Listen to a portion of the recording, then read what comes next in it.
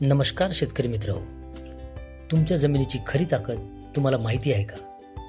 योग्य माती तपासणी केल्यास उत्पादन वाढतं आणि खताचा खर्चही कमी होतो.